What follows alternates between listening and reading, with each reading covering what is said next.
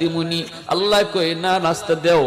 জোহরের টাইম আছে আমার বান্দার সামনে দেখো না জোহরের টাইমে আয়েশা হয়তো তওবা করে ফেলবে জোহরের নামাজটাও যখন তুমি পড়লা না ফেরেশতারা কয় আল্লাহ দুপুরের খানা ওর সামনে দিবনি আল্লাহ কই আমার বান্দা রিজিক বন্ধ করিস না কারণ আমি মায়া কইরা বানাইছি রিজিক বন্ধ করবি না আসরের টাইম আছে আল্লাহু আকবার তার সামনে আসরের নামাজ ওই আসরের নামাজে আয়েশা জানি আমার বান্দা চোখের পানি ফেলায়া দেয় আমি কিন্তু তার ফজর না পড়ার গুনাহ যোহর না পড়ার গুনাহ maaf করে দিব